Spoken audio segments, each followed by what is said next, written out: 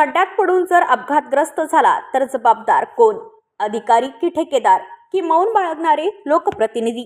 असा थेट सवाल करत मनसे रायगड जिल्हाध्यक्ष जितेंद्र पाटील यांनी प्रशासनाला जागेवर आणले। कर्जत तालुक्यातील खड्डेमय रस्त्यांच्या निषेधार्थ शुक्रवार 19 सप्टेंबर रोजी मनसेने नेरळ व कर्जत शहरात भीक मागो आंदोलन करून प्रशासनाचा खरपूस समाचार घेतला। या आंदोलनाने संपूर्ण तालुक्यात खळबळ उडवून दिली। सकाळी नेरळ साई मंदिर चौकात आणि दुपारी कर्जत टिळक चौकात हजारो नागरिकांच्या उपस्थितीत मनसे कार्यकर्त्यांनी रस्ते खड्डेमुक्त करा, या भ्रष्ट अधिकाऱ्यांना निलंबित करा अशा घोषणांनी परिसर दणाणून सोडला। स्थानिक नागरिकांनीही प्रशासनाच्या भाकरीवर भाष्य करत खिशातील पैसे काढून मनसेच्या भीक मागो आंदोलनात उत्स्फूर्त सहभाग नोंदविला। या आंदोलनाला शिवसेना, ठाकरे गट, काँग्रेस तसेच स्थानिक संघटनांचा पाठिंबा मिळाला। मनसे कार्यकर्त्यांनी प्रत्यक्ष रस्त्यावर उतरून खड्ड्यांतून मोर्चा काढला आणि प्रशासनाचे डोळे उघडले। दरम्यान पोलीस बंदोबस्तात झाले या आंदोलनामुळे अधिकारी वर्ग दडपणाखाली आला।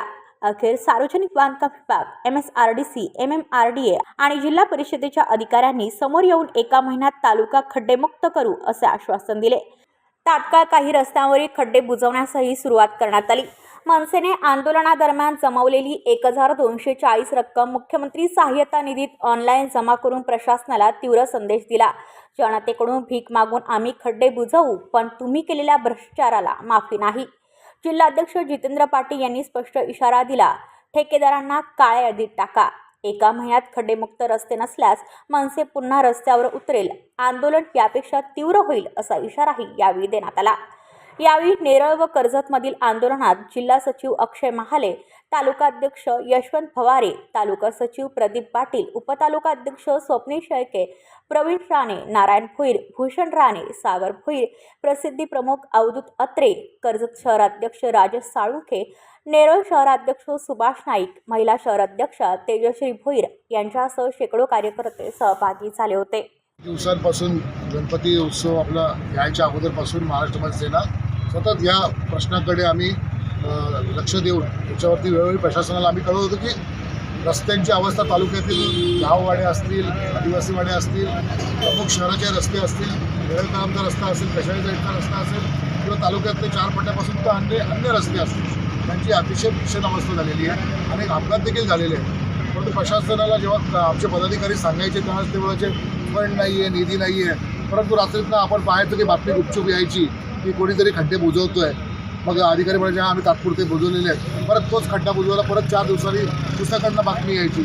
तर असं किती दिवस एकीकडे म्हणायचं आमच्याकडे पैसे नाही आहेत, एकीकडे हे गुपचूप खड्डे मारायचं, कॉन्ट्रॅक्ट काढायचं। तर अशा परिस्थितीमध्ये जनतेच्या पैशाचा ज्या ठेकेदारांनी रस्ते बनवलेले आहेत तालुक्यातील ते ठेकेदार मात्र गायब आहेत।